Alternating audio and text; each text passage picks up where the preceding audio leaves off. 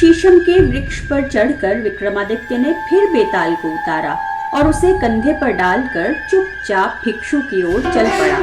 कुछ आगे चलने पर शव में बैठा बेताल फिर से बोला, राजन, रात के समय इस भयानक श्मशान में आते जाते तुम घबरा नहीं रहे हो? ये आश्चर्य की बात है। लो, तुम्हारे जी बहलाने के लिए मैं तुम्हें फिर से एक कथा सुनाता हूँ। पाटलिपुत्र नाम का एक जगत विख्यात नगर है। प्राचीन काल में वहां विक्रम केसरी नाम का एक राजा था, जिसके पास ऐश्वर्य के सारे सामान मौजूद थे। उसका खजाना बहुमूल्य रत्नों से सदैव ही भरा रहता था।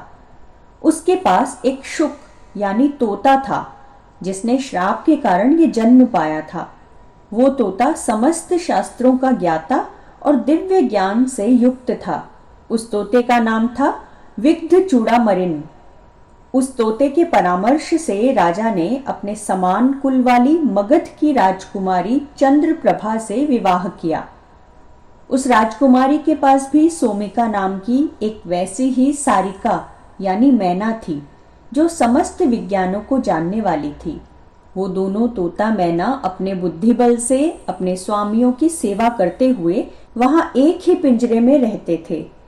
एक दिन उत्कंठित होकर उस तोते ने मैना से कहा, सुभगे, तुम मेरे साथ एक सेज पर सो, एक आसन पर बैठो, एक साथ भोजन करो और हमेशा के लिए मेरी ही हो जाओ। मैना बोली, मैं पुरुष जाति का संसर्ग नहीं चाहती, क्योंकि वो दुष्ट और कृतघ्न होते हैं। मैना की बात सुनकर तोता बहुत आहत हुआ। उसके स्वाभिमान को ठेस पहुंची। वो बोला, तुम्हारा ये कथन बिल्कुल मिथ्या है मैना। पुरुष दुष्ट नहीं होते, दुष्टा तो स्त्रियां होती हैं और वो क्रूर हृदय वाली भी होती हैं। तोते की बात पर दोनों में झगड़ा पैदा हो गया। तब उन दोनों ने शर्त लगाई कि यदि मैना झूठी हो तो वो तोते से विवाह कर लेगी, और यदि तोते की बात गलत निकले तो वो मैना का दास बन जाएगा। निर्णय के लिए वो दोनों राजसभा में बैठे हुए राजपुत्र के पास गए। अपने पिता के न्यायालय में बैठे हुए राजपुत्र ने जब उन दोनों के झगड़े का वृतांत सुना, तब उसने मैना से कहा, सारिका, पहले तुम ये बतलाओ कि पुरुष किस प्रकार कृतघ्न होते हैं। मैना ने कहा, सुनिए। अपने पक्ष की पुष्टि के लिए उसने पुरुषों का दोष सिद्ध करने वाली ये कथा सुनाई। इस धरती पर कामंदिका नाम की एक बहुत बड़ी नगरी है। वहां अर्थदत्त नाम का एक बहुत धनी व्यापारी रहता था। व्यापारी के यहाँ एक पुत्र ने जन्म लिया, तो व्यापारी ने उसका नाम धनदत्त रखा। पिता की मृत्यु के बाद धनदत्त बहुत उच्छृंखल हो गया। वो बुरे लोगों की संगति में उठने बैठने लगा। उसके कुछ धूर्त मित्रों ने उसे जुआ आदि दुर्व्यसनों में डाल दिया था। थोड़े ही दिनों में इन व्यसनों के चलते धनदत्त का सारा धन जाता रहा।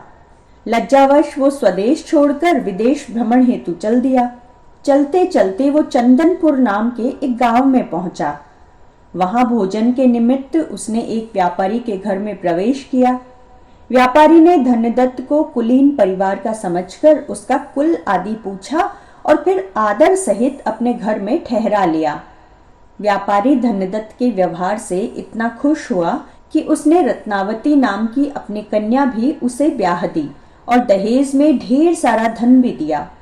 तब वो धनदत्त वहीं अपने श्वशुर के घर में रहने लगा।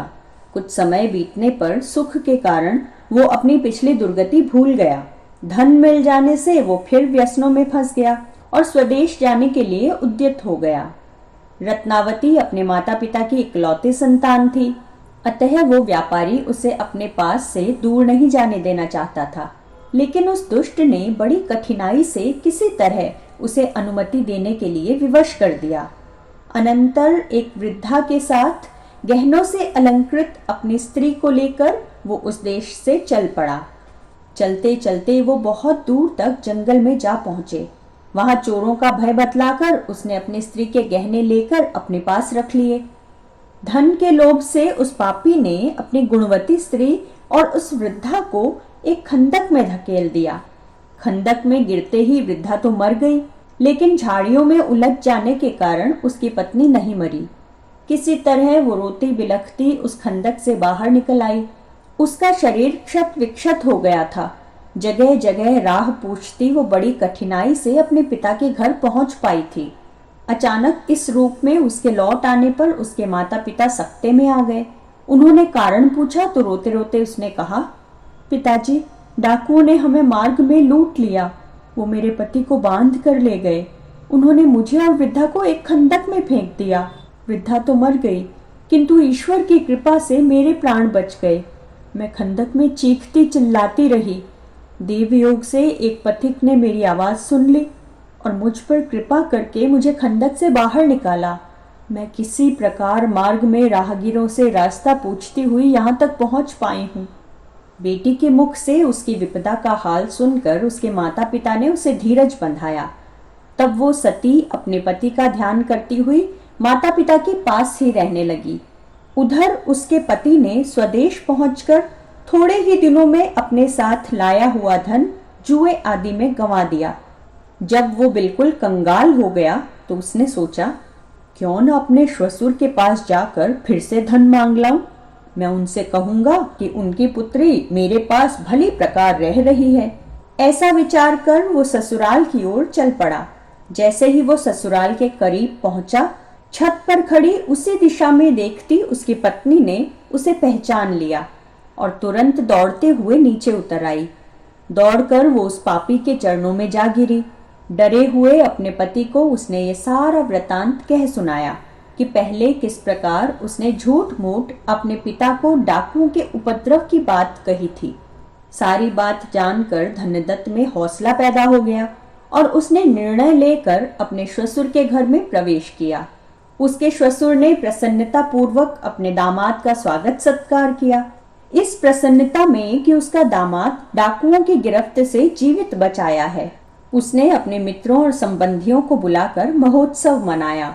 तत्पश्चात धनदत्त वहां अपनी पत्नी सहित अपने ससुर के धन पर फिर से मौज करने लगा।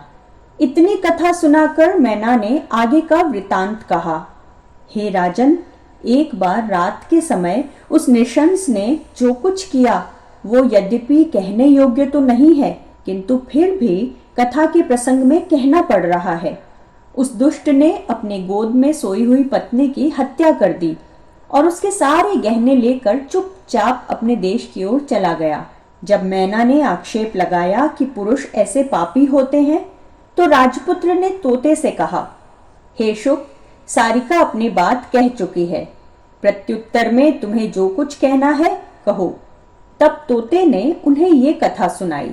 तोता बोला, हे देव, स्त्रियां भयानक साहस वाली दुष्चरित्रा और पापिनी होती हैं। इस संदर्भ में आप ये कथा सुनिए। हर्षवती नाम की एक नगरी में एक धनवान बनिया रहता था। वासुदत्ता नाम की उसकी एक कन्या थी जो अत्यंत सुंदर थी। बनिया उसे अपने प्राणों से भी अधिक प्यार करता था। उसने अपनी उस कन्या का विवाह समुद्रदत्त नाम के एक सजातीय युवक के साथ कर दिया, जो सज्जनों के निवास स्थान ताम्रलिपि में रहता था। समुद्रदत्त सज्जन था। वो वासुदत्ता के समान ही रूप यौवन वाला था। सुंदर स्त्रियां उसकी ओर इस तरह टकटकी लगाए देखती थी जैसे चंद्रमा को चकोर देखता है। एक बार जब वासुदत्ता का पति अपने देश में था और वो अपने पिता के घर थी, तो उसने दूर से एक पुरुष को देखा। उस सुंदर युवक को देखकर वो चंचल स्त्री कामातुर हो गई और अपने सखी द्वारा उसे गुप्त रूप से बुलवाकर उसके साथ काम क्रीड़ाएं की। उसके बाद भी वो उससे गुप्त रूप से अनेकों बार मिली। उसकी उस सखी के अलावा किसी और को उसकी करतूतों का पता न चला। एक दिन उसका पति अपने देश से वापस लौटा तो उसके सास ससुर ने उसका बहुत आदर सत्कार किया और उसे उचित मान सम्मान दिया। अपनी इकलौती संतान वासुदत्ता का पति होने के कारण उनके लिए वो सबसे प्रिय व्यक्ति था। वो सारा दिन उत्सव उल्लास में बीता। रात में वासुदत्ता की माता ने अपनी बेटी को सजा संवार कर उसके पति के शयन कक्ष में भेजा, किंतु एक ही सेज पर सोकर भी वो अपने पति के प्रति अनुरक्त न हुई। दूसरे पुरुष में मन लगा रहने के कारण पति के आग्रह करने पर भी वो नींद आने का बहाना किए पड़ी रही। तब राह की थकावट और मदिरा के नशे से चूर उसके पति को जल्द ही नींद आ गई। धीरे धीरे घर के सब लोग सो गए, किंतु करवट लिए वासुदत्ता जागती हुई अपने प्रेमी के विचारों में खोई रही। तभी एक चोर उसके महल में दाखिल हुआ और वासुदत्ता को जागता हुआ महसूस कर एक अंधेरे कोने में सिमट कर खड़ा हो गया। वासुदत्ता अपने प्रेमी से मिलने के लिए बेचैन हो रही थी। उसने अपने प्रेमी से दिन में ही मालूम कर लिया था कि रात के समय उन्हें कहाँ मिलना है। अतः वो चुपचाप उठी और खूब गहने पहनकर सज संवर कर अपने प्रेमी से मिलने महल से निकल पड़ी। ये देखकर उस चोर को बहुत आश्चर्य हुआ। उसने सोचा, जिन गहनों की चोरी करने मैं यहाँ आया हूँ वो गहने तो ये स्त्री पहनकर बाहर जा रही है। अतः इसका पीछा करके ये तो देखूं कि ये कहाँ जा रही है।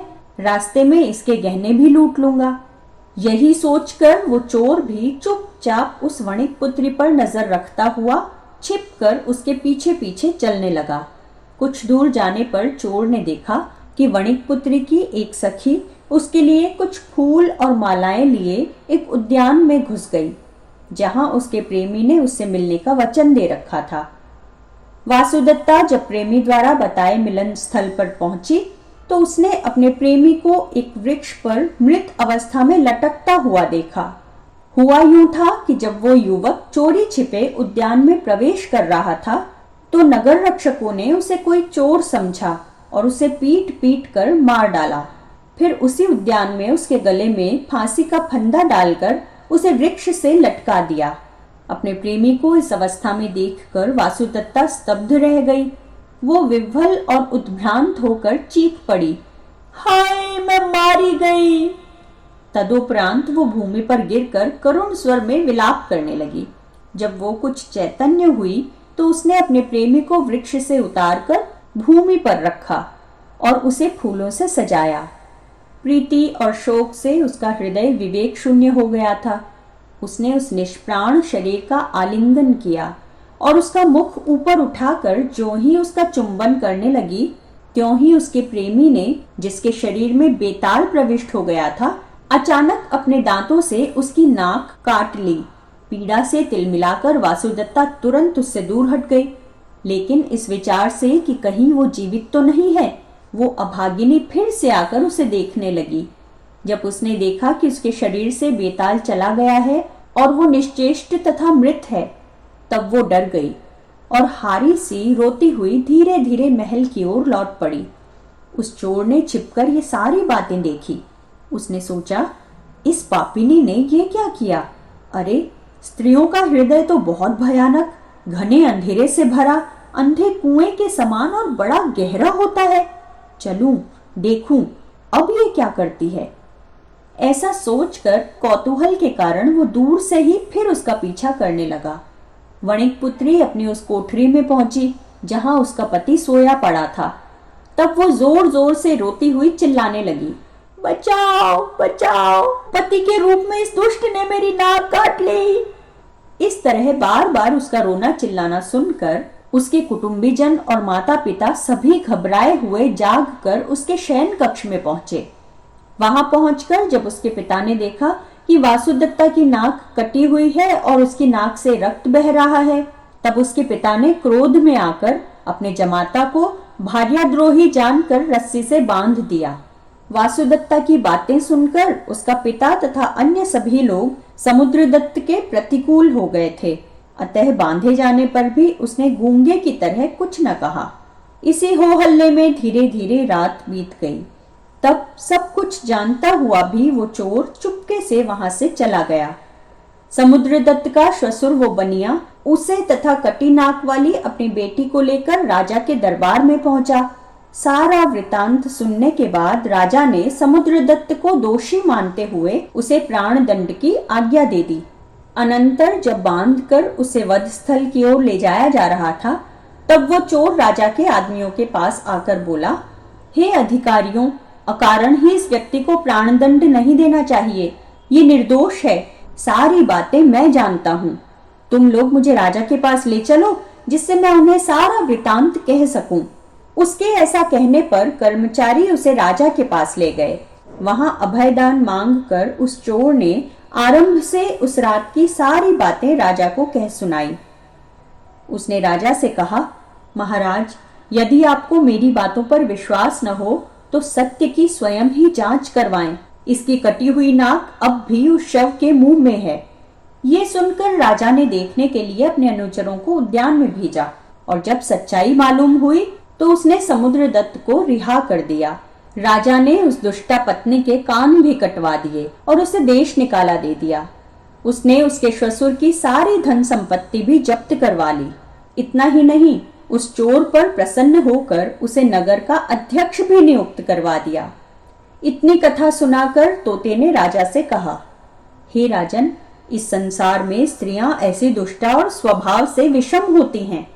इतना कहते ही उस तोते पर से इंद्र का श्राप जाता रहा और वो चित्ररथ नाम का गंधर्व बनकर दिव्य शरीर धारण कर स्वर्ग को चला गया। उसी तरह तत्काल ही मैना का भी श्राप दूर हो गया और वो भी तिलोत्तमा नाम की अप्सरा बनकर सहसा ही स्वर्ग चली गई। ये कथा सुनाकर बेताल ने राजा विक्रमादित्य से पूछा, राजन, तोता मैना के अपने अपने आक्षेपों का निराकरण हो गया था, लेकिन अब तुम ये बताओ कि स्त्रियां निंदित होती हैं अथवा पुरुष? जानते हुए भी यदि तुम कुछ नहीं बताओगे तो तुम्हारा मस्तक टुकड़े टुकड़े हो जाएगा। कंधे पर बैठे हुए बेताल की बातें सुनकर राजा ने कहा, हे बेताल, निंदित तो स्त्रियां ही होती हैं। पुरुष शायद ही कोई कभी और कहीं वैसा दुराचारी होता है, लेकिन ज्यादातर स्त्रियां प्रायः सभी जगह और सदा ही वैसी ही होती हैं। राजा के ऐसा कहते ही बेताल पहले की तरह फिर उसके कंधे से गायब हो गया। राजा भी उसे वापस लेने के लिए फिर से उसी वृक्ष की ओर चल पड़ा। महाश्मशान के उस शीशम वृक्ष से राजा विक्रमादित्य ने बेताल को फिर से नीचे उतारा और पहले की ही तरह उसे अपने कंधे पर डालकर वापस लौट चला। कुछ आगे चलने पर बेताल ने फिर से राजा से कहा, राजन, उस दुष्ट भिक्षु के लिए तुम इतना परिश्रम क्यों कर रहे हो? इस निष्फल परिश्रम में तुम्हारा विवेक भी तो नहीं दिख पड़ता। फिर भी मार्ग विनोद के लिए तुम मुझसे ये कथा सुनो। इस धरती पर अपने नाम को सच करने वाली शोभावती नाम की एक नगरी है। वहां शूद्रक नाम का राजा राज करता था। उसके राज्य में बेताल ने राजा को क्या कहानी सुनाई, ये जानने के लिए आप देखिए हमारा अगला वीडियो।